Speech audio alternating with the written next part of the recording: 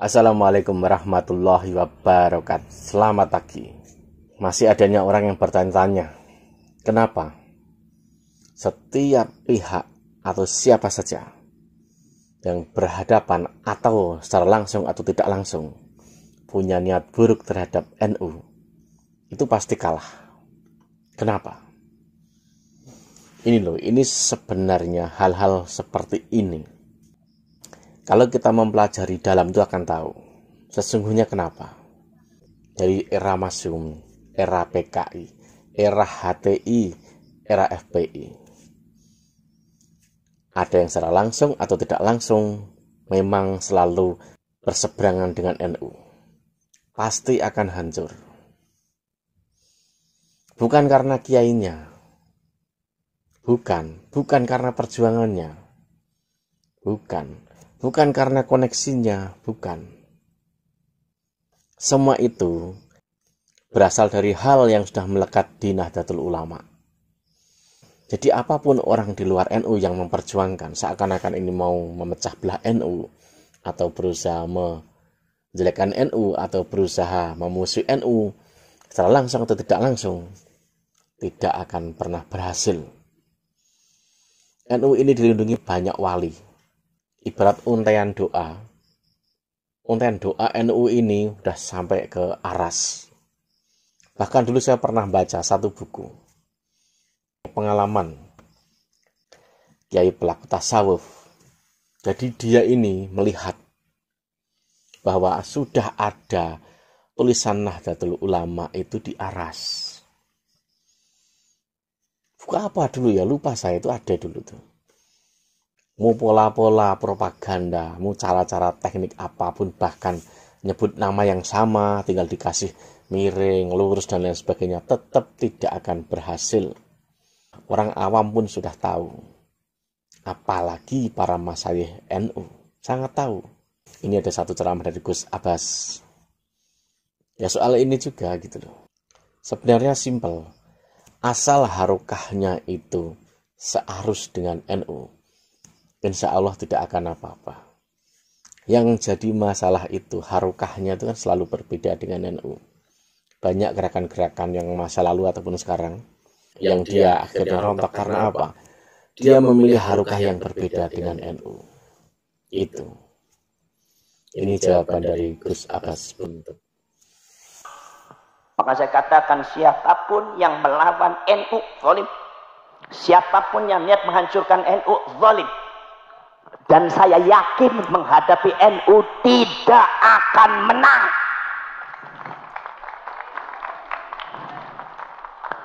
Menghadapi NU gak bakal menang. Saudara-saudara sekalian, itu saudara-saudara sekalian. Maka dari itu kita semua masyarakat Pamekasan hati-hati terhadap mazhab yang semacam itu.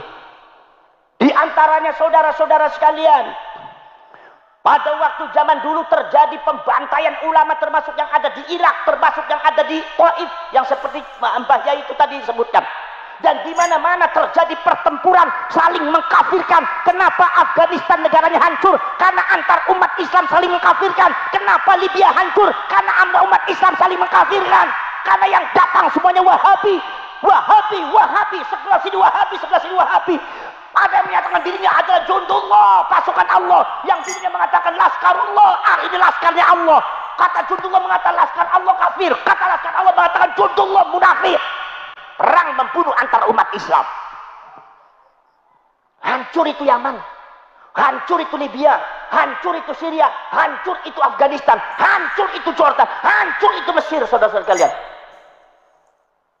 Kita lihat negara Islam di mana-mana hancur. Sampai kita malu. Begitu ada terjadi perperangan yang ada di Syria, orang Islam banyak minggat, larinya kemana? Kena ke Eropa. Mereka lebih aman, lebih tenang hidup di Eropa. Katanya Islam ini adalah agama yang bisa mengamankan, tapi nyatanya belum bisa menjamin umat Islam. Kenapa? Karena umat Islamnya tidak bisa mengejawantakan agama yang sebenarnya. Karena umat Islamnya tidak bisa menerjemahkan bagaimana doktrin ajaran Islam sebenarnya. Disinilah Nahdlatul Ulama muncul adalah sebagai alternatif dunia internasional bahwa inilah Islam yang sebenarnya. Kalau seumpama Said Qutb memiliki kitab hadza huwa din, ini adalah agama Islam, maka Nahdlatul Ulama mengatakan ini adalah Ahlus Sunnah wal Jamaah. Saudara-saudara sekalian, Anda sekalian ikut NU tidak usah khawatir tidak menang, pasti menang. Karena yang memenangkan NU bukan kiai, bukan ulama, bukan pemerintah. Yang memenangkan NU adalah Allah Subhanahu wa ta'ala. Saudara-saudara sekalian, ada karomah yang tadi dituturkan oleh Mbah Yai Marzuki. Al-ulama warasatul anbiya, ulama itu pewarisnya para nabi. Ulama itu pewarisnya para nabi. Kata Al-Imam Ahmad An-Naqsyabandi, seorang ulama besar mazhab Thariqah Naqsyabandiyah, kitab yang terkenal Al-Jami'ul Usul fil Awliya, mengatakan min jihatil khususiyah, bahwasanya ulama mewarisi Nabi bukan sekedar dari apanya, tetapi dari segi khususiyahnya. Khususnya apa? Orang pada waktu zaman dahulu yang disebut dengan al-insanul mukhtar, manusia yang dipilih oleh Allah Subhanahu wa ta'ala, tidak semuanya bisa jadi nabi, tidak semuanya dipilih oleh Allah, maka dijadikan nabi, diberikan oleh Allah Subhanahu wa ta'ala apa yang disebut dengan khususiyatun nubuwah, keistimewaan kenabian. Ini adalah tidak semua Allah memberikan kepada seluruh manusia, hanya manusia yang dipilih oleh Allah Subhanahu wa ta'ala.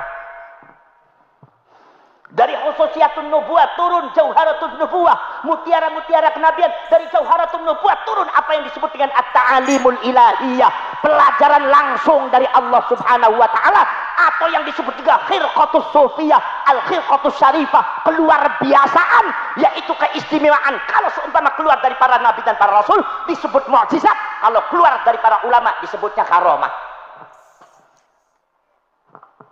Makanya para nabi, para rasul punya mukjizat, mukjizat yang tidak boleh masuk akal, mukjizat yang luar biasa, di luar batas akal manusia. Kenapa? Ini maksudnya apa? Karena khususiyatun nubuwah ini membuahkan apa yang disebut oleh Imam Ahmad, nusratum minallah, pertolongan dari Allah. Orang berjuang untuk Allah Subhanahu wa ta'ala. Para nabi rasul diutus oleh Allah, dipilih oleh Allah, itu membuahkan pertolongan dari Allah. Dimanapun, kapanpun, rasul pasti menang. Nggak boleh kalah Rasul.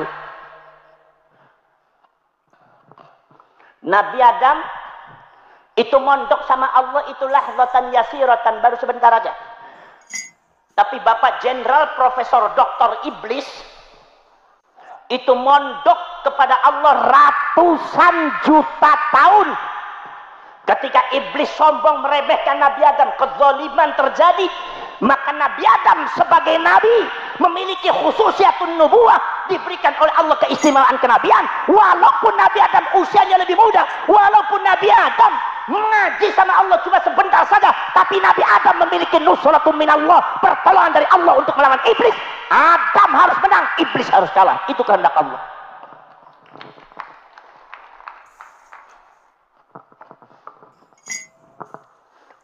Wa idh qulna lil malaikati isjudu li Adam usjudu li Adam fasajadu illa iblis aba wastakbara wa kana minal kafirin. وَكَانَ مِنَ الْكَافِرِينَ. Allah yang menghajar iblis, Allah yang membungkam iblis. Wa 'allama Adam al-asma'a kullaha. Al-Imam Jalaluddin Abdurrahman As-Suyuti mengatakan, ai lahzatan yasiratan. Nabi Adam mondoknya cuma sebentar, tapi 'allama Adam al-asma'a kullaha, dapatnya semua ilmu dapat. Tapi iblis mondok ratusan juta tahun, tidak semua ilmu dapat. Summa ardhum 'alal malaikat, ditonton di depan para malaikat. Nabi Adam dengan iblis diadu keilmuan, iblisnya kalah. Kenapa? Karena iblis harus kalah. Kenapa? Karena Nabi Adam harus menang. Karena Nabi Adam memegang khususiyatun nubuwah.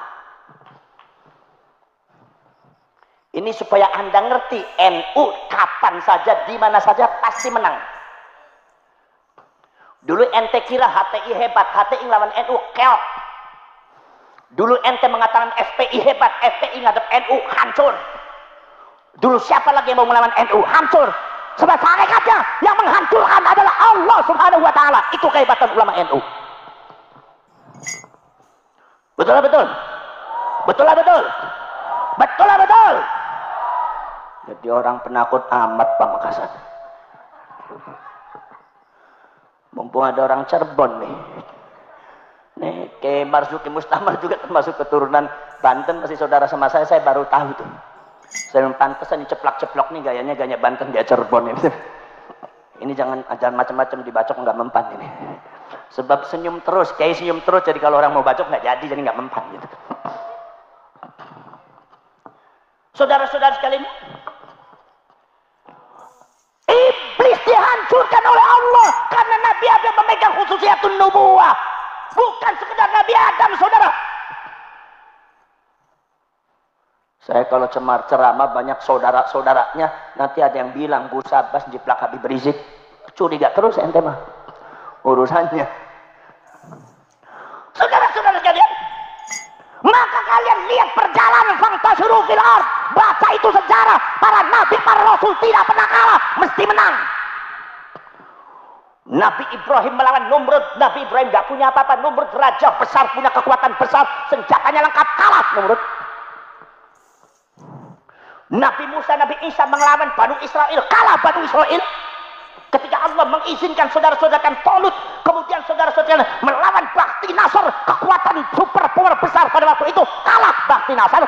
Nabi Musa dengan Nabi Harun diperintah oleh Allah Subhanahu wa taala, ya Musa, idhab ila fir'auna indahu tagha, faqul hal laka ila an tazakka wa ahdika ila rabbika fatakhsha. Nabi Musa enggak punya uang, tidak punya kekuatan orang, enggak ada bala tentaranya, tidak punya uang, orangnya miskin, orangnya kere, suruh melawan Fir'aun maha kaya raya, kekuatannya sangat besar, tapi bukti realita kalah Fir'aun. Sebab sama yang mengalahkan, sesungguhnya mengalahkan Fir'aun adalah Allah Subhanahu wa taala, karena Nabi Musa memegang khususiyatun nubuwah.